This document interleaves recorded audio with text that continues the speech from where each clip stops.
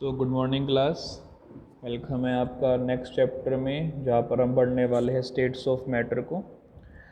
तो states of matter में हमारे पास होती है 5 तरह की मैटर की स्टेट। पहली होती है हमारे पास सॉलिड, देन हमारे पास होती है लिक्विड, लिक्विड के बाद हमारे पास होती है गैस, गैस के बाद हमारे पास है प्लाज्मा, और प्लाज्मा के बाद हमारे पास है बोज आइंस्टीन कंडेंसेट। ठीक है। इस चैप्टर में हम 2 स्टेट्स के बारे में समझेंगे। पहली हमारे पास होगी गैसियस स्टेट, उसके बाद हम पढ़ेंगे लिक्विड स्टेट के बारे में। सॉलिड स्टेट के बारे में हम पढ़ेंगे क्लास 12th में।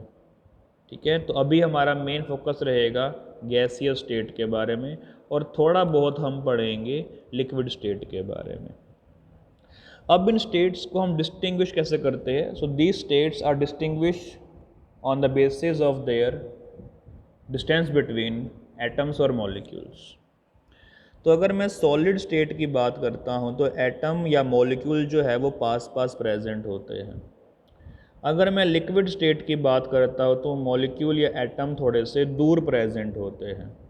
और अगर मैं गैसियस स्टेट की बात करता हूँ तो एटम या मॉलिक्यूल और भी दूर प्रेजेंट होते हैं। तो because of larger gap between two molecules और atom they behave like gas.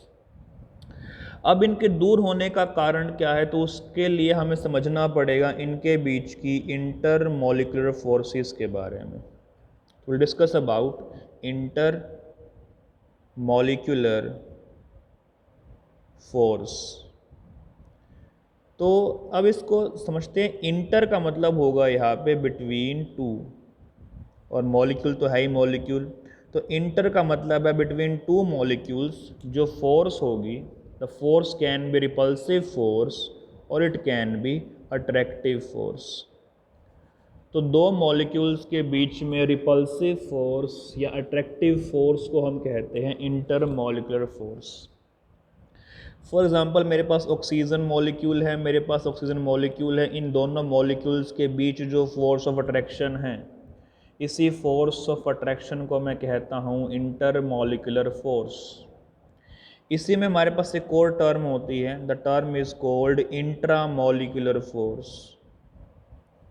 Intra molecular force, intra का मतलब होता है विद इन,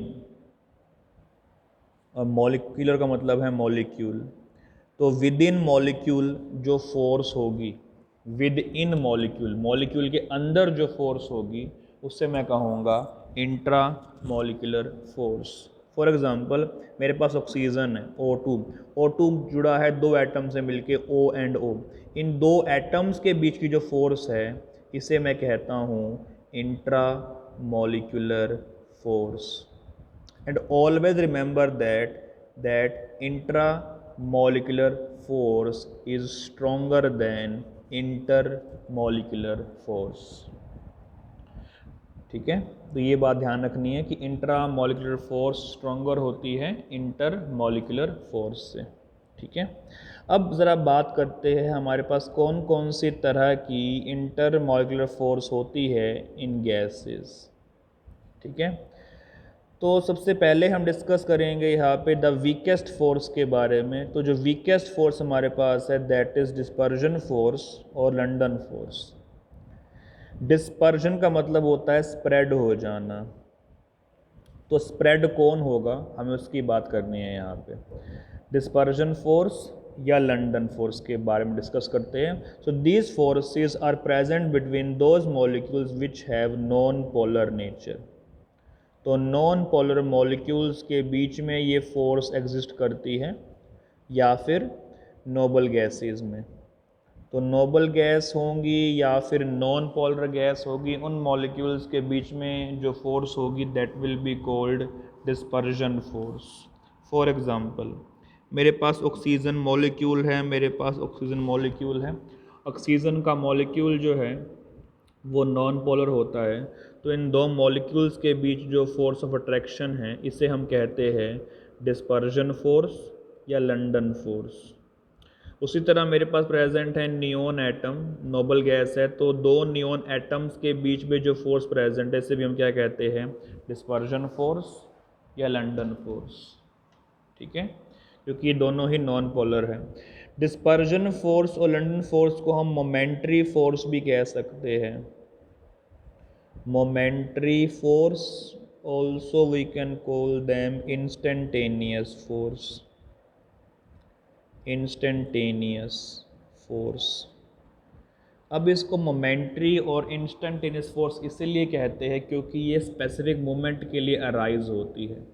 उस मोमेंट पे अराइज होगी जब मॉलिक्यूल्स एक दूसरे को क्रॉस कर रहे होंगे। ठीक है, मैं दोबारा बोलता हूँ ये बात। मोमेंट्री फोर्स या इंस्टेंटेनियस फोर्स इसलिए कहा जाता है इसको क्योंकि ये एक स्पेसिफिक मोमेंट या स्पेसिफिक टाइम पीरियड के लिए अराइज होती है। उस टाइम पीरियड पे अराइज होगी ये जब दो मॉलिक्यूल्स जो कि नॉन पोलर है एक दूसरे को क्रॉस कर रहे होंगे आपस में। तो जब वो एक दूसरे को क्रॉस कर रहे होंगे तो उनके बीच में ऐसा क्या होगा कि मोमेंट्री फोर्स अराइज हो जाएंगी। तो लेट डिस्कस दैट। तो मेरे पास दो मॉलिक्यूल्स हैं, मॉलिक्यूल 1 एंड मॉलिक्यूल 2। हम ये बात जानते हैं कि इलेक्ट्रॉन जो है वो आउटर में प्रेजेंट होते हैं और इसी बात का हम यूज़ करेंगे यहाँ समझने के लिए। तो इलेक्ट्रॉन जो है वो बाहर प्रेजेंट है, अंदर हमारे पास प्रेजेंट है पॉजिटिव चार्ज यानी कि न्यूक्लियस। ठीक है, अभी ये मॉलिक्यूल दूर दूर है तो they have a symmetrical charge density, symmetrical charge density. जैसे ही ये मॉलिक्यूल एक दूसरे के पास में आना चाहेंगे और as they started to cross each other, इनकी सिमेट्री डिस्टॉर्ट हो जाएगी, लाइक दैट, सिमेट्री इनकी बिगड़ जाएगी। अब क्योंकि बाहर इलेक्ट्रॉन क्लाउड प्रेजेंट था तो जैसे ही ये दो मॉलिक्यूल्स एक दूसरे को आपस में क्रॉस करेंगे उसी टाइम पे इनके इलेक्ट्रॉन्स आपस में रिपेल करेंगे। तो जैसे ही इलेक्ट्रॉन आपस में रिपेल करेंगे तो एक तरफ एक्स्ट्रा नेगेटिव चार्ज हो जाएगा और दूसरी तरफ हो जाएगा positive charge. And at that instant इनके बीच में अट्रैक्शन होगी। इसी इंट्रैक्शन या अट्रैक्शन को मैं कहता हूँ लंडन फोर्सेस या फिर dispersion forces. And that will last only for a moment. जैसे ये मॉलिक्यूल क्रॉस कर जाएंगे आपस में ये फोर्स वैनिश हो जाएगी। ठीक है, so that is why it is called dispersion forces, क्योंकि आपका इलेक्ट्रॉन क्लाउड जो है वो डिस्पर्स हो गया, फैल गया। आई होप ये वाला पॉइंट समझ में आ गया होगा आपको। अगर कोई डाउट लगता है तो इसको हम कल डिस्कस कर लेंगे क्लास में। ओके, इसके बाद हमारे पास होती है strong force, dipole dipole force या डाइपोल डाइपोल इंटरेक्शन। यहाँ पे टर्म लिखी हुई है डाइपोल। डाई का मतलब होता है टू, पोल का मतलब होते हैं एंड। तो हमारे पास होंगे दो एंड। कौन कौन से एंड होते हैं? Negative and and positive and. तो अगर किसी मॉलिक्यूल में पॉजिटिव चार्ज और नेगेटिव चार्ज सेपरेट हो जाते हैं तो उस मॉलिक्यूल को मैं कहता हूँ पोलर मॉलिक्यूल। और बिटवीन टू पोलर मॉलिक्यूल्स जो इंटरेक्शन होती है उसे हम कहते हैं डाइपोल इंटरेक्शन।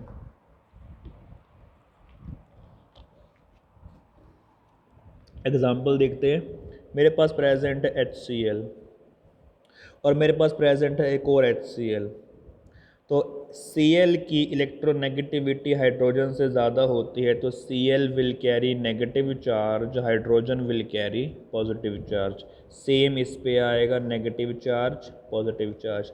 अब इनके बीच में जो इंटरेक्शन है इसे मैं कहता हूँ dipole dipole forces and they are permanent dipole. Permanent dipole का मतलब होता है कि चार्ज हमेशा सेपरेट रहेगा इन मॉलिक्यूल्स के बीच में।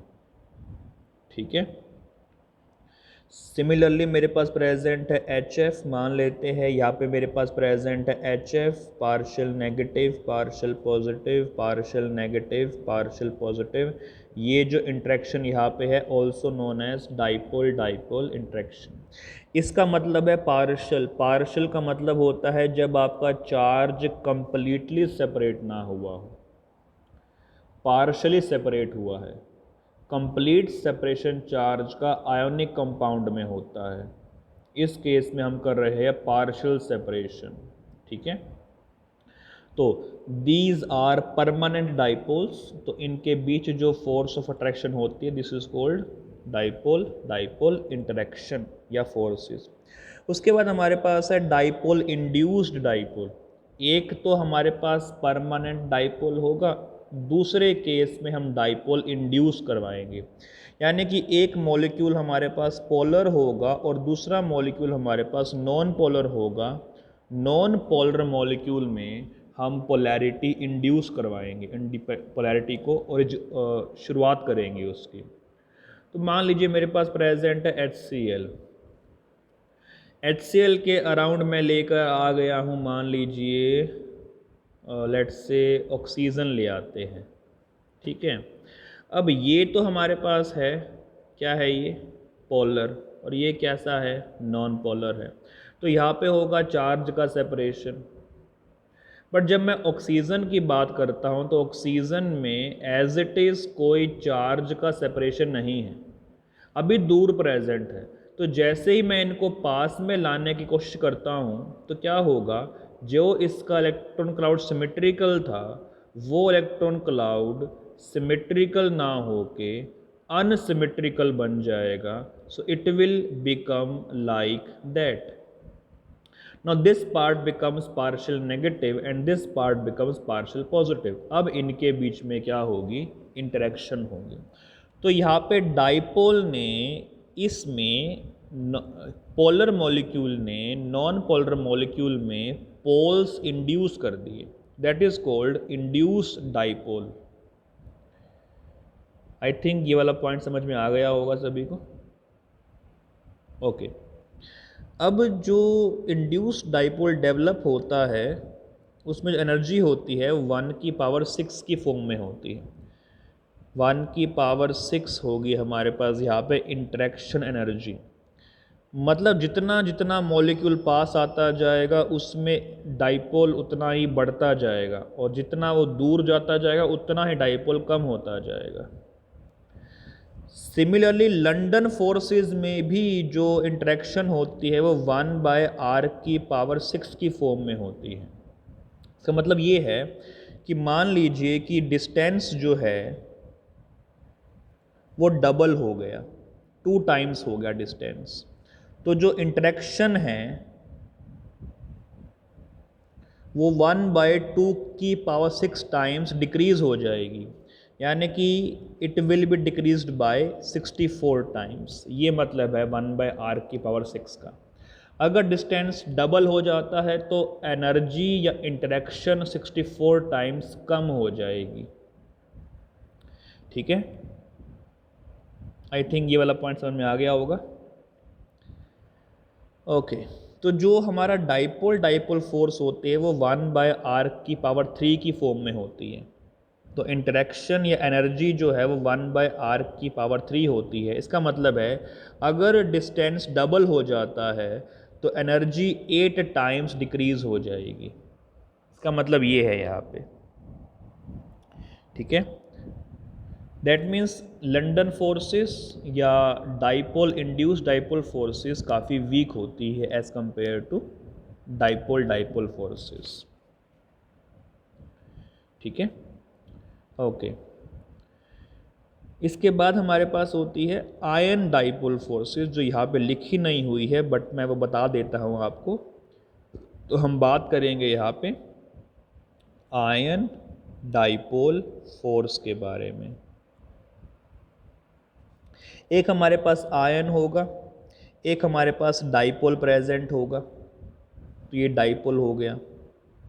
इनके बीच जो इंटरेक्शन होगी that will be called ion dipole interaction. That can be repulsive and that can be attractive also. अभी पॉजिटिव के साथ है तो this is a repulsive force. जब मैं पॉजिटिव को नेगेटिव के साथ लेकर आ जाऊंगा that will be called attractive force. Now that is called ion dipole attraction. Ion dipole attraction के बाद हमारे पास आती है ion induced dipole. Ion induced dipole.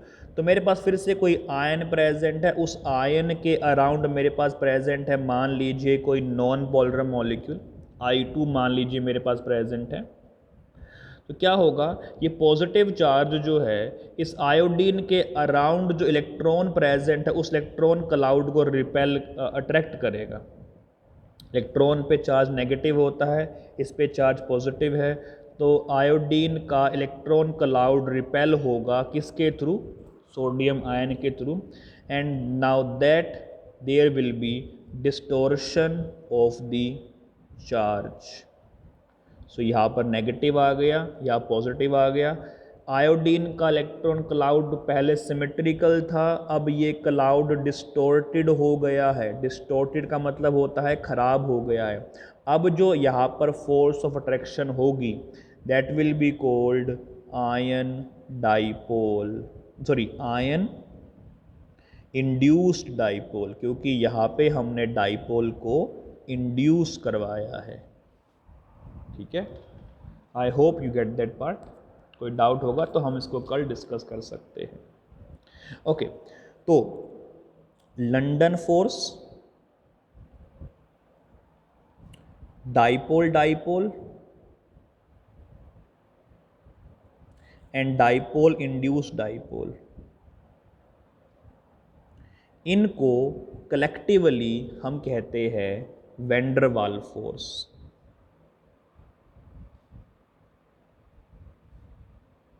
ठीक है, तो ये बात ध्यान रखनी है। लंदन फोर्स, डाइपोल डाइपोल और dipole induced dipole, they are collectively known as van der Waals force.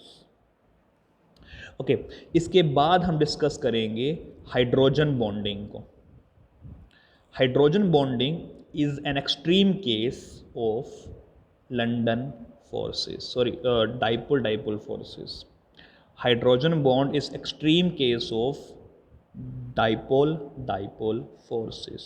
So what is hydrogen bond?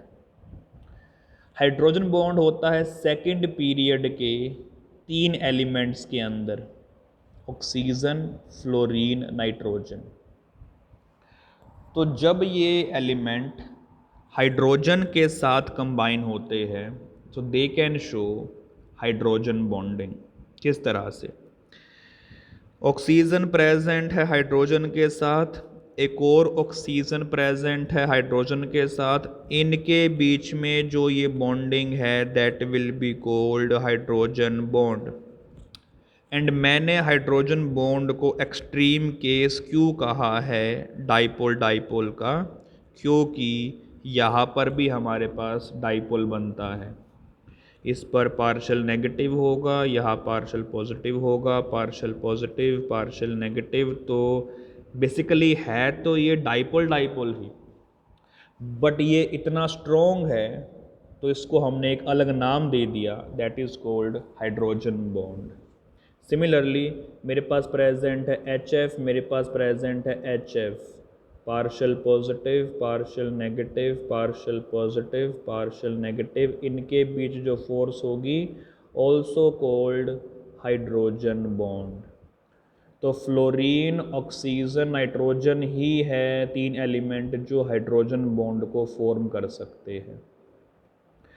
Hydrogen bond हमारा 2 तरह का होता है, एक इंटरमॉलिक्यूलर जो मैंने डिस्कस किया था अभी, ठीक है, और एक इंट्रामॉलिक्यूलर हाइड्रोजन बॉन्ड।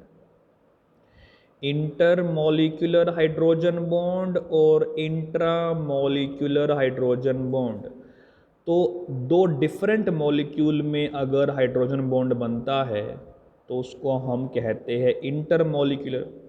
एक ही मॉलिक्यूल के अंदर अगर हाइड्रोजन बॉन्ड बनता है तो उसको हम कहते हैं इंट्रामॉलिक्यूलर। फॉर एग्जांपल मेरे पास HF एक मॉलिक्यूल है, HF दूसरा मॉलिक्यूल है, इनके बीच में जो H बॉन्ड बनेगा उसे हम कहेंगे इंटर मॉलिक्यूलर हाइड्रोजन बॉन्ड, क्योंकि ये डिफरेंट मॉलिक्यूल्स है, 2 अलग मॉलिक्यूल्स है। लेकिन अगर मेरे पास प्रेजेंट है एक ऐसा कंपाउंड जिसमें मेरे पास प्रेजेंट हो एक ही मॉलिक्यूल और उसी मॉलिक्यूल में हाइड्रोजन बॉन्ड हो जाए, तो तो ये एक कंप्लीट मॉलिक्यूल है। इसमें जो हाइड्रोजन बॉन्ड बनेगा यहाँ पे इनके बीच में, that will be called intra molecular hydrogen bond. Similarly मैं एग्जाम्पल एक और ले सकता हूँ, यहाँ पे एग्जाम्पल मेरे पास प्रेजेंट है इस चीज़ का भी, ठीक है। तो यहाँ पर जो बॉन्ड बनेगा, अब ये एक कंप्लीट मॉलिक्यूल है, इस कंप्लीट मॉलिक्यूल में इस तरह जो H बॉन्ड बना है इसे हम कहते हैं intra molecular hydrogen bond. It is formed in one molecule only. So I hope you get that part. Okay, next हमारे पास प्रेजेंट है यहाँ पे थर्मल एनर्जी। थर्मल एनर्जी का मतलब होता है amount of energy in the form of heat, ठीक है, amount of energy in the form of heat. तो मॉलिक्यूल्स जो है वो डिफरेंट टेम्परेचर पे डिफरेंट थर्मल एनर्जी पोजेस करते हैं। मतलब थर्मल एनर्जी जितनी ज़्यादा होगी मॉलिक्यूल उतने ही दूर होंगे, यानी कि फोर्स ऑफ अट्रैक्शन उतनी ही कम हो जाएगी। Because when you heat something it changes it's state. Example लेते हैं, when you have a solid and you heat A solid it changes into liquid. यानी कि पहले मॉलिक्यूल पास पास थे, अब मॉलिक्यूल दूर हो गए। तो अब मैंने मॉलिक्यूल की थर्मल एनर्जी को इंक्रीज कर दिया। जैसे ही मॉलिक्यूल्स की थर्मल एनर्जी इंक्रीज होती है मॉलिक्यूल दूर हो जाएंगे। अब लिक्विड था, लिक्विड को मैंने और हीट किया तो वो गैस बन गया, तो इसका मतलब मॉलिक्यूल अब और दूर हो गए, ठीक है। तो यानी कि अब मॉलिक्यूल्स की थर्मल एनर्जी और भी ज़्यादा हो गई है। तो जैसे जैसे मॉलिक्यूल्स की थर्मल एनर्जी बढ़ती जाएगी वैसे वैसे मॉलिक्यूल दूर होते जाएंगे, उनके बीच की फोर्स ऑफ अट्रैक्शन कम होती जाएगी। और इसी चीज़ को यहाँ पर दिखा रखा है इधर भी। गैसेस से लिक्विड, लिक्विड से solid interaction, inter molecular force बढ़ती जा रही है और उसके अपोजिट क्या बढ़ रही है, thermal energy. Mathematically thermal energy inversely proportional है इंटर मॉलिक्यूलर फोर्स के। जितनी ज़्यादा इंटर मॉलिक्यूलर फोर्स होगी उतनी ही कम थर्मल एनर्जी होगी, या फिर जितनी ज़्यादा थर्मल एनर्जी होगी उतनी ही कम इंटर मॉलिक्यूलर फोर्स होगी। तो ये बात हमें ध्यान रखनी है, जो स्पीसीज जितनी गर्म होती है उसमें थर्मल एनर्जी उतनी ज़्यादा होती है, इसका मतलब उसमें फोर्स ऑफ अट्रैक्शन उतनी ही कम हो जाएगी, डिक्रीज हो जाएगी। ओके, तो ये था हमारे पास इंटरमॉलिक्यूलर फोर्स के बारे में। अब हम डिस्कस करेंगे कंप्लीट गैसियस स्टेट के बारे में। तो गैसियस स्टेट में क्या क्या प्रॉपर्टी है। पहली बात, गैसियस स्टेट में थर्मल एनर्जी जो है वो ज़्यादा होती है एंड इंटरमॉलिक्यूलर फोर्स जो है वो कम होती है, इसलिए मॉलिक्यूल दूर प्रेजेंट होते हैं। अब इस गैसियस स्टेट में हम दो गैसेस की बात करते हैं। एक हमारे पास होती है आइडियल गैस, एक हमारे पास होती है रियल गैस। आइडियल गैस का मतलब है जो एग्जिस्ट नहीं करती, तो इट इज़ हाइपोथेटिकल कंसेप्ट। ये हमारे पास है हाइपोथेटिकल कंसेप्ट। रियल गैस जो एग्जिस्ट करती है, तो ये हमारा रियल कंसेप्ट है। पहले हम डिस्कस करेंगे आइडियल गैस को, बिकॉज किसी भी चीज़ को समझने के लिए हमें एक रेफरेंस पॉइंट चाहिए। आइडियल गैस जो है हमें वो रेफरेंस पॉइंट देता है, ठीक है। उस आइडियल गैस का बिहेवियर जो है वेरिएबल नहीं होता, इसका बिहेवियर कांस्टेंट रहता है। रियल गैस का बिहेवियर वेरिएबल होता है और किसी वेरिएबल चीज़ को समझना मुश्किल होता है as compare to constant thing.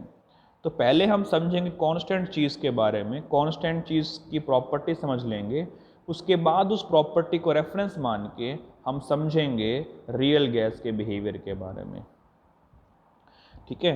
तो आइडियल गैस क्या होती है। आइडियल गैस की दो प्रॉपर्टी आपको ध्यान रखनी है बस। पहली प्रॉपर्टी कि मॉलिक्यूल्स के बीच में ना तो अट्रैक्शन होगी, ठीक है, और ना ही उनके बीच में रिपल्शन होगी। यानी कि आइडियल गैस में जो मॉलिक्यूल्स है उनके बीच में किसी भी तरह की कोई भी इंटरेक्शन नहीं होगी। दूसरी बात,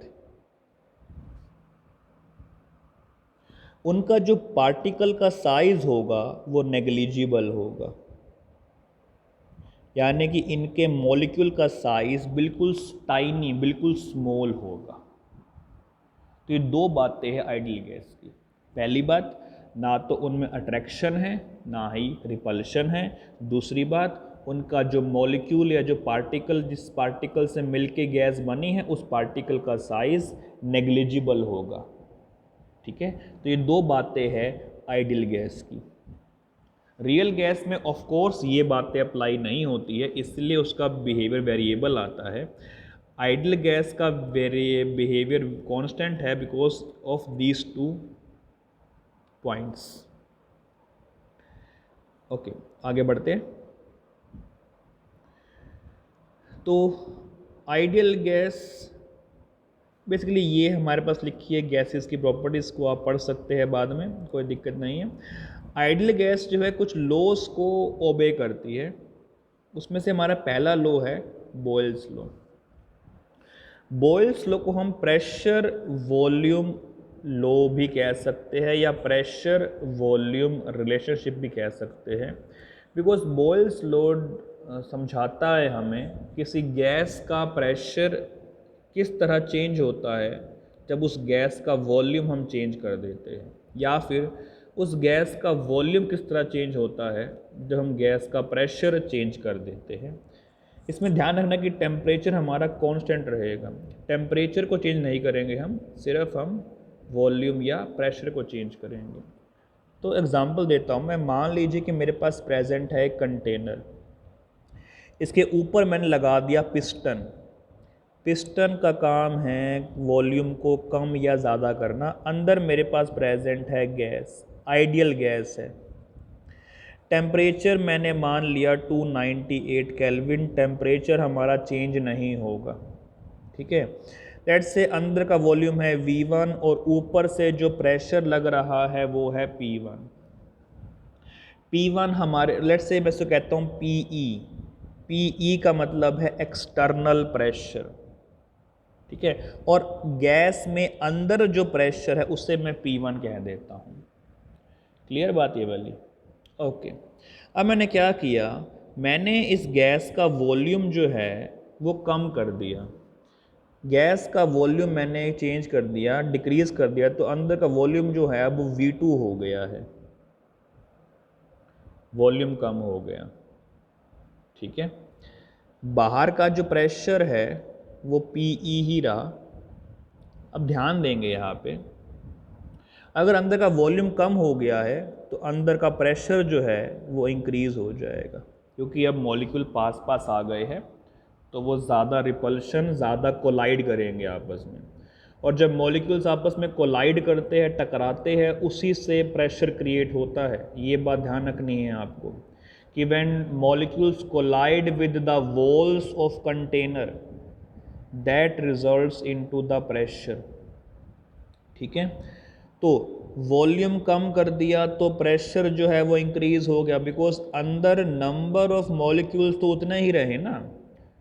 अगर मॉलिक्यूल्स का नंबर मैंने चेंज नहीं किया है तो इसका मतलब मॉलिक्यूल पास पास आ चुके हैं, और जैसे ही मॉलिक्यूल पास पास आएंगे तो वो आपस में टकराने लगेंगे, उससे कोलिजन्स बनेंगे। जितने ज़्यादा कोलिजन्स होंगे उतना ही ज़्यादा प्रेशर अंदर बिल्ट हो जाएगा। तो जैसे ही आप वॉल्यूम को कम कर देते हैं, प्रेशर जो है वो इंक्रीज हो जाता है, और टेम्परेचर यहाँ पे क्या रहेगा, constant. Now that is your Boyle's law. तो बोयल्स लॉ कहता है pressure is inversely proportional to volume at constant temperature and constant number of moles, कि गैस के मॉलिक्यूल भी चेंज नहीं होंगे, ना तो टेम्परेचर चेंज होगा ना गैस के मॉलिक्यूल चेंज होंगे। उस सेंस में प्रेशर जो है वो इन्वर्सली प्रोपोर्शनल है वॉल्यूम के, कि अगर वॉल्यूम कम होगा तो प्रेशर जो है वो इंक्रीज हो जाएगा। ये बात हमें यहाँ पे ध्यान रखनी है। I think you get that part. तो प्रोपोर्शनैलिटी साइन को हमने चेंज कर दिया K1 से, फिर K1 is called proportionality constant. ठीक है, इसका मतलब PV जो है वो इक्वल हो गया K1 के। अगर मैं P1 V1 देखता हूँ तो वो भी K1 के इक्वल होगा, P2 V2 देखता हूँ तो वो भी K2 के K1 के इक्वल होगा, बिकॉज प्रोपोर्शनैलिटी साइन कांस्टेंट है। कांस्टेंट डिपेंड करता है सिर्फ अमाउंट ऑफ गैस पे और टेम्परेचर ऑफ गैस पे। Amount of gas, temperature of gas सिर्फ, और नेचर ऑफ गैस तो हमारा आइडियल ही है, बिकॉज हम दोनों ही केस में आइडियल गैस ले रहे हैं यहाँ पे। ठीक है, तो K1 कांस्टेंट जो है वो डिपेंड करता है अमाउंट ऑफ गैस, कि गैस कितनी है, और टेम्परेचर ऑफ गैस पे, कि टेम्परेचर कितना है। अगर आप टेम्परेचर को चेंज कर देंगे तो K1 चेंज हो जाएगा K2 में। K2 is different constant obviously. तो मेरे पास कंटेनर है, अंदर मेरे पास आइडियल गैस प्रेजेंट है, वॉल्यूम V1 है, प्रेशर P1 है, मैंने इसका वॉल्यूम कम कर दिया, वॉल्यूम हमारे पास V2 हो गया, प्रेशर हमारे पास P2 हो गया। तो ये कहता है कि P1 है inversely proportional to V1, P2 भी है इन्वर्सली प्रोपोर्शनल टू V2। तो P1 V1 हो गया K1 के इक्वल, P2 V2 भी हो गया हमारे पास K1 के इक्वल। तो K1 और K1 यहाँ पे इक्वल हुए, तो इसका मतलब है P1 V1 इक्वल होगा P2 V2 के। बाय यूजिंग दैट, अगर हमें P1 पता है, V1 पता है और V2 पता है, तो I can easily find P2। That is the relation that will be use in the numerical part. ठीक है, इसे आप यहाँ पे देख सकते हैं, इसने यहाँ पे इसको डिराइव कर रखा है। क्लियर? ध्यान देंगे K1 ही मैंने दोनों में कांस्टेंट लिया है, क्योंकि K1 डिपेंड करता है नंबर ऑफ मॉलिक्यूल पे और टेम्परेचर पे। जब मैंने गैस का वॉल्यूम कम किया तो ना तो मैंने नंबर ऑफ मॉलिक्यूल चेंज किए, ना मैंने टेम्परेचर चेंज किया। इसीलिए P1 V1 भी K1 के इक्वल था और P2 V2 भी हमारा K1 के इक्वल था। तो दोनों को मैंने इक्वल पुट करके रिलेशन बनाया, P1 V1 is equal to P2 V2। ये हुआ हमारा relation first law, that is called Boyle's law. बाकी लॉस को हम कल पढ़ेंगे। इस चैप्टर में, इस यहाँ तक के पार्ट में अगर कोई डाउट लगता है तो उस डाउट को हम कल डिस्कस कर लेंगे। ठीक है, इतना ही करेंगे आज हम। और स्टूडेंट्स जो है अगर वीडियो को देख रहे हैं एंड तक देखें और कल की क्लास सभी ज्वाइन करें, अदरवाइज़ उनका काफ़ी इंपॉर्टेंट टॉपिक पेंडिंग रह जाएगा। मैं फिर से कहता हूँ, इस टॉपिक में जो भी डाउट आपका रहेगा उस डाउट को हम कल क्लियर कर लेंगे। तब तक के लिए stay healthy, be safe and by two all.